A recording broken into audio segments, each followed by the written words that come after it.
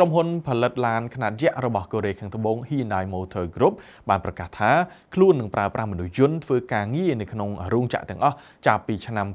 2028ខណៈដែលក្រុមហ៊ុនធំៗលើពិភពលោកកំពុងប្រណាំងប្រជែងគ្នាផ្នែកបច្ចេកវិទ្យាថ្មីៗនេះមនុស្សយន្តដែល Hyundai និយាយទាំងនោះមានឈ្មោះថា Atlas ផលិតដោយក្រុមហ៊ុន Boston Dynamics ដែលបច្ចុប្បន្នបានក្លាយទៅជាក្រុមហ៊ុនបិទសម្ព័ន្ធរបស់ Hyundai Motor Group បន្ទាប់ពីវាត្រូវបានក្រុមហ៊ុន SoftBank ទិញយកនៅក្នុងតម្លៃ$1.1 លានកាលពីឆ្នាំ2021បើតាមសារព័ត៌មាន BBC ក្រុមហ៊ុន Hyundai បាននិយាយថាខ្លួនមានគម្រោង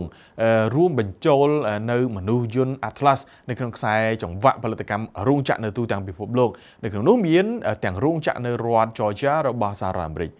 មនុស្សយន្ត Atlas ដែលរចនាឡើងសម្រាប់ការប្រើប្រាស់នៅក្នុងឧស្សាហកម្មទូទៅកំពុងធ្វើការជាមួយនឹងមនុស្សនិងគ្រប់គ្រងម៉ាស៊ីនដែលស្វ័យប្រវត្តិមនុស្សយន្តនេះមានកម្ពស់ 1.9 ម៉ែត្រទៅ 2.3 ម៉ែត្រអាចលើកទំនិញបានទម្ងន់90គីឡូក្រាមវាអាចប្រើប្រាស់រយៈពេល4ម៉ោងនិងមានសមត្ថភាពផ្លាស់ប្ដូរថ្មដែលស្វ័យប្រវត្តិនិងចំណាយពេលតិចជាង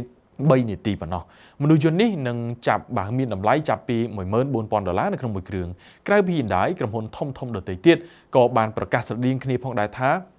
ពួកគេនឹងដាក់បញ្ចូលមនុស្សយន្តនៅក្នុងប្រតិបត្តិការរបស់ខ្លួនដែលនៅក្នុងនោះរួមមានក្រុមហ៊ុន Amazon, Tesla និងក្រុមហ៊ុនផលិតឡានអគ្គិសនី BYD របស់មហាយៈចិនជាដើមគួរឲ្យកត់សម្គាល់ថានៅត្រឹមឆ្នាំ